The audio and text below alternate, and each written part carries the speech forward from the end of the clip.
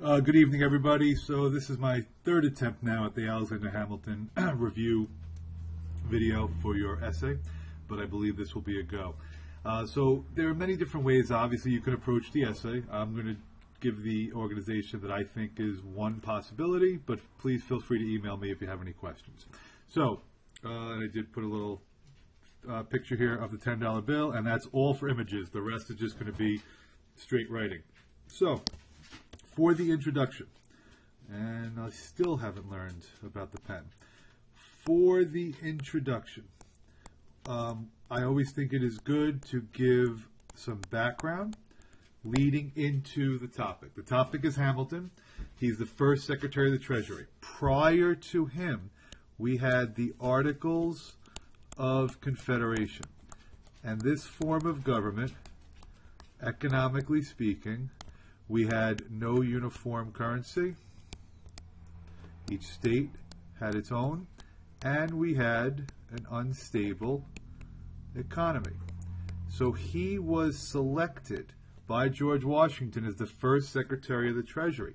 And his goal was to stabilize the economy. His task was to create a unified national economy, develop the manufacturing, sound currency, build up our wealth. So that is something you can include in the intro. Now you have to have a thesis. And your thesis it seems to me that it can be one of three things. You can either say that his plan did stabilize the economy. You could say it somewhat stabilized the economy. And that is my dog in the background. Or it did not stabilize the economy. It's one of those three. Whichever one you do, just make sure that you argue it clearly within the essay. So that's your intro, a little background, how the Articles wasn't stable, and then what his task was as the first Secretary of the Treasury. Okay. Everybody good for the intro? Beautiful. So now, what would we do with our, you can call it second, I don't even like to say paragraphs, but the second part of the essay, you can maybe say second paragraph, would be, I would say, background on his plan. And what I would include is that he started with reports. So he did a report on public credit, and he did a report on manufacturing.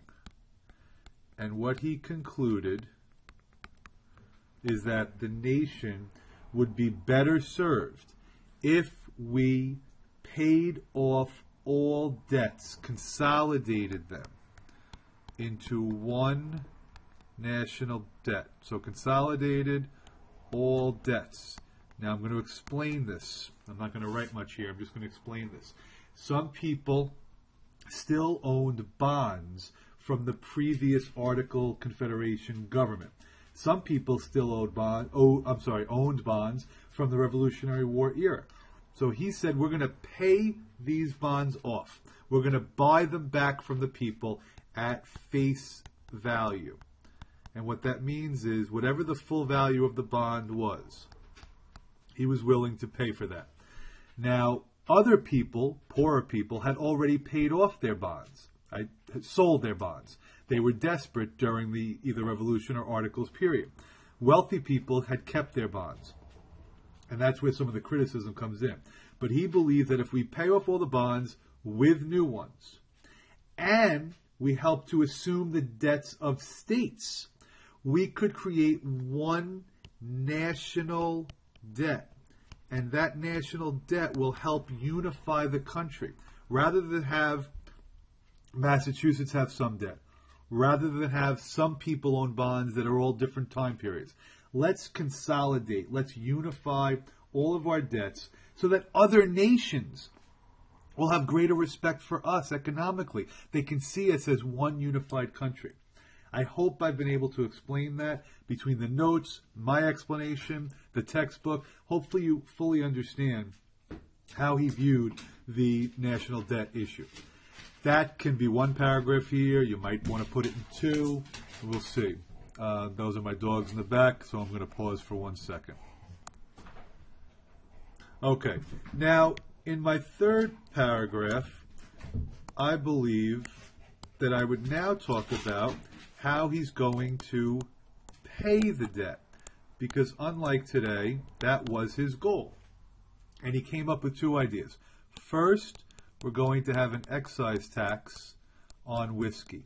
So we're going to use the revenue, the money that we raise from this tax, to help pay off the national debt. He's also going to call for a protective tariff. And the protective tariff would be a tax on foreign goods, on imports, that would, again, raise money so that we could pay off the debt and would help to encourage American manufacturing, because if the foreign goods are more expensive, maybe people will be more inclined to purchase American goods. These two plans demonstrate how Hamilton was committed to stabilizing the economy and paying off this national debt. And in addition to that, he wants to create a national bank. And this national bank would be 80% privately funded and 20% government run or publicly funded. The bank would serve as the government's financial agent. So it would hold our money, it would help to collect taxes, it would still issue the new bonds to create this national debt, and it would even provide loans to businesses if they needed help to start up a venture. So this is the basic overall creation of his plan. You have the consolidation of all the debts, the tax on whiskey, protective tariff, and the national bank. Now, again, you can break this up any way you want, but this is how I would demonstrate my knowledge of the plan. Now, in the next section, I would focus on, obstacles that he faced. And the obstacles or the hurdles that he faced include the following. In regards to the excise tax, he faced the Whiskey Rebellion. There were farmers in Pennsylvania who were taking their excess grain and they were distilling it into alcohol. The tax now is going to hurt them. And they were doing this obviously because it would be easier to transport the alcohol and to sell that for a profit rather than wasting the grain. During the Articles of Confederation, we had no military, so Shays' Rebellion was very difficult for us to crush. Now, because we do have a military, Whiskey Rebellion was crushed, I believe with about 10,000 troops, and this shows the strength of the new government. But it was still an obstacle that he encountered. Now, another obstacle that he encountered was from Thomas Jefferson. Thomas Jefferson was the Secretary of State.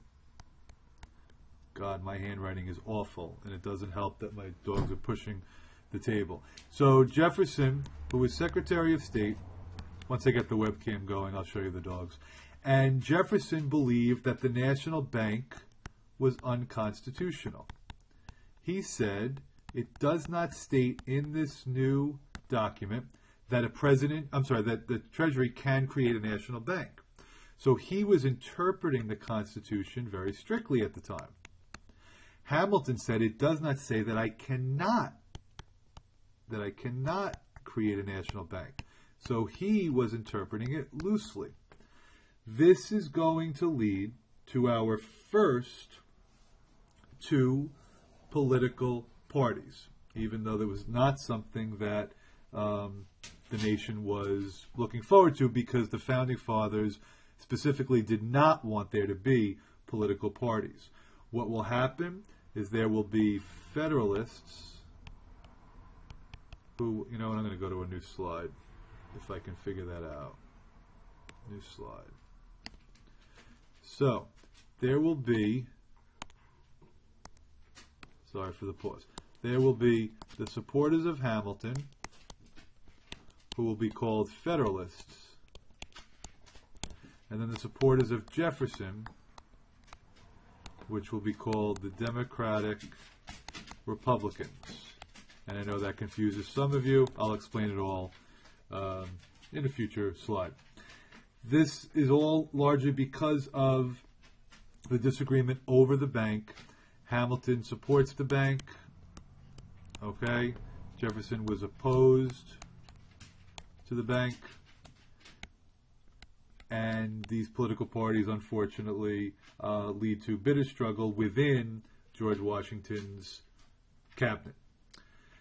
And then to conclude this, I don't even know what paragraph I'm up to, but you can, in paragraph 5, if you want to, you can restate and prove your thesis. And you can also, in a conclusion, I don't know how many classes I told this to, but in order to get approval for his plan, the southern states were not happy that he was consolidating all the debts because the southern states really didn't have much debt. It was the northern states that did. That's where most of the revolution was fought. So the compromise was that we would move the capital. The capital was from New York to the Potomac River. And the Potomac River area is where eventually Washington, D.C. will be the capital. For those of you history buffs, temporarily the capital was in Philadelphia. I really will try to make this neater. I got to figure out what's going on with the pen. But I hope that this just gives you an overview. I mean, some people were asking how lengthy the essay has to be. I really think, 2 pages typed would be sufficient. I think that's a good amount to go by. If it's a little bit less, I think that's okay. If it's a little bit more, but I think it's just a solid 2-page essay. And I really am looking for some strong introductions and clarity on the plan, and just making sure that you prove your thesis. So did his plan stabilize the economy? Do you feel like it fully supported the new country? Do you feel that it somewhat supported it, but still left some room for, confusion? Or do you think it really wasn't an effective plan and you support going back to maybe an individual state-by-state economy? If I did not make this clear, please contact me. I should be around most of the weekend except for going to the Giants-Texans game. I am not wearing my J.J. Watt jersey, but because I don't want to get attacked, but I will be cheering him on quietly. All right, thank you, everybody, and I will see you in class on Monday. Oh, and again, the essay's due Monday night, so it doesn't have to be handed in, but try to get it done this weekend. Do it Sunday before any of your plans. Have a good day.